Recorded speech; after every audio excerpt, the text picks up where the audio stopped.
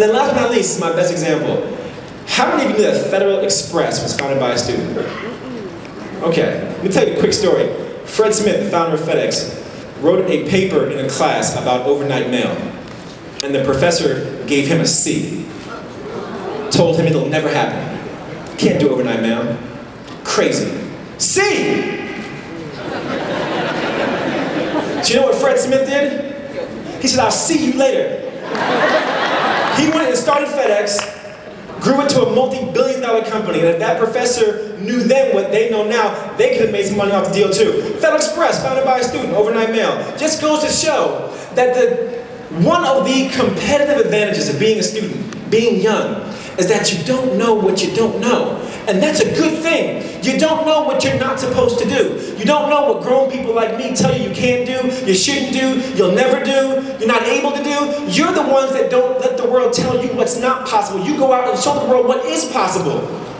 When it comes to success, you are about more and not less. You stay dressed to impress, you've got finesse to pass any test, and when people get fresh and try to cause you stress, you Thurgood Marshall scholars do three things. First, look at that situation and assess. Second, develop a plan for what it is that you must address. And then third, bring all of your Thurgood Marshall zest to spark people's interest to know from you to expect nothing less than the best. In fact, I know that you know, I'm not done.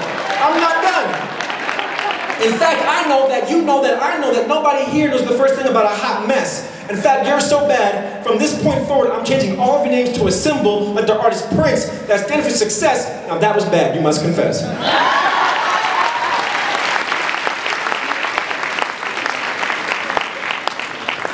So you naturally embody what it means to think and act like entrepreneurs. And again, I'm not here to say, go out and start a business. I'm here to say, think like an entrepreneur. Say it with me. Think like an entrepreneur. That's what I'm here to say.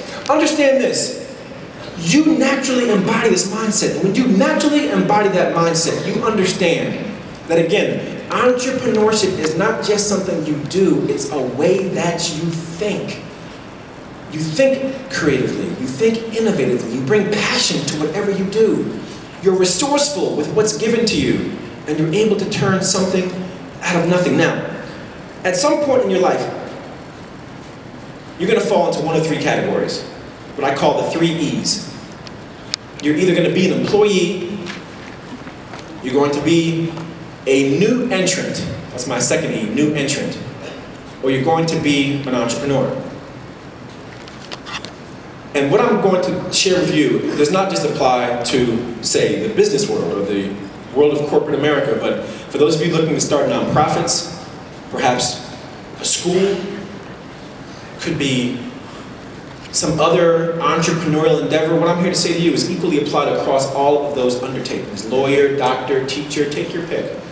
Your tasks are as varied as this room is diverse. And so keep that in mind as I go through. So right now, almost all of you fall into the second, new entrant. New entrant being somebody who's getting ready to enter the job place, the job market. But you could be a new entrant by being laid off.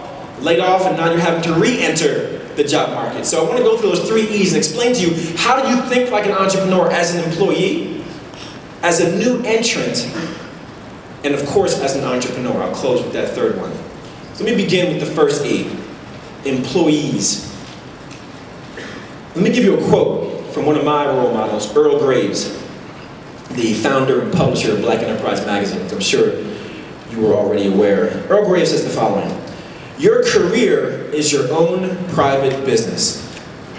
Your career is your own private business, meaning that just like an entrepreneur has to think about how to grow their business and position themselves in the marketplace and remain competitive with the competition, you must do the same if you are looking to work for someone else. Think about, how do you maintain competitiveness against the competition? How do you position yourself in the marketplace? And how do you think about your career growth like an entrepreneur thinks about their company's growth? More specifically, it means first and foremost taking whatever position you're assigned, an internship, an externship, you're a new hire, just landed your first full-time position, treating that position as if it were your own business. Having a measure of ownership of what you do.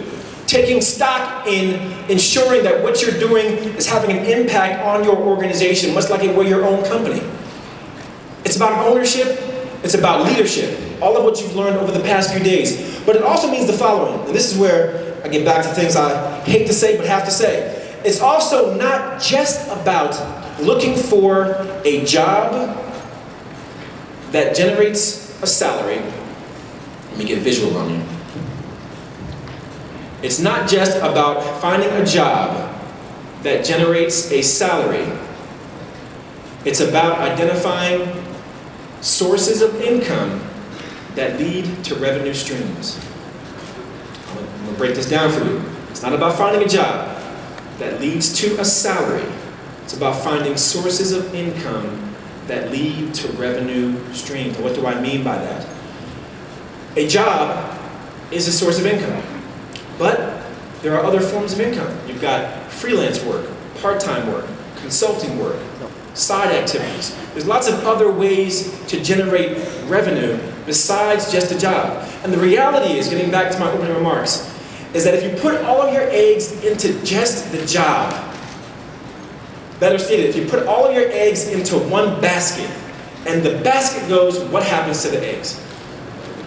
The eggs go too. So what I'm saying is you have to think about, in this new 21st century environment, I don't like what I'm saying you gotta hear it. In this 21st century environment, you've got to think about, how can I diversify where my money is coming from such that I am not just solely dependent on a job? Because the minute the numbers don't add up, the minute the layoffs come again, and they will come again, the minute the restructuring, the reorganization, the downsizing, the right sizing, whatever they want to call it, the minute it comes, you've got to be in the position where you're in control, where you're in the driver's seat and not in the passenger seat. And so what does that mean? It means the following.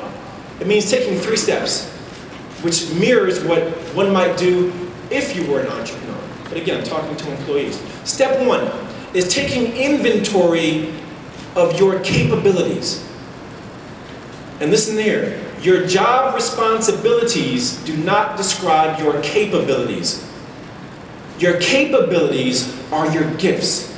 There are the things that you're endowed to do, the things that God has bestowed upon you to do very naturally. It is 2 things, in fact. It is your gifts on one hand, the things you're naturally able to do, and your passion, the things that you're naturally drawn to do. Let me be very specific.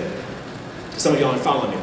I have yet to go to a church or a school that has a chorus or a choir that doesn't have at least one person who is gifted in singing, who's not passionate about singing, but not gifted in singing. You know what I'm talking about? Let me say it again. I get to go to a school or a church that doesn't have at least one person in the chorus of the choir that is passionate about singing, but not gifted in singing. There you go. And that person always gets the solo. Do you know what I'm talking about? And if you're out there thinking, no, not my school, not my church, then it must be you that I'm talking about. But finding that intersection of what you're naturally able to do, what you're naturally drawn to do, that is the beginning of the conversation about what are your capabilities. You may be gifted in engineering, but have a passion for hip-hop. You might be gifted in mathematics, but have a passion for poetry. You may be gifted in accounting, or English, or science, or politics, and have a passion for community service. It's finding the intersection between those gifts and those passions. That is step 1. Step 2 is to now ask yourself, how do I market those abilities? How do I market those capable abilities? And so you've got to think about, what are the channels? One channel is to develop a resume and go out and interview for jobs, of course. And I encourage you to explore that marketing channel. But there are other channels. You can get on Facebook. You can get on LinkedIn. You can get on Twitter and say to the world, here's what I do well and here's what I want to do, and see if there are others in the world who are willing to pay for it. It's very simple. You can also look at these talent marketplaces. Who knows Craigslist? Y'all know Craigslist, right? Craigslist, Guru, Elance. If you don't know it, check it out. Yeah, Guru, Guru.com, Elance.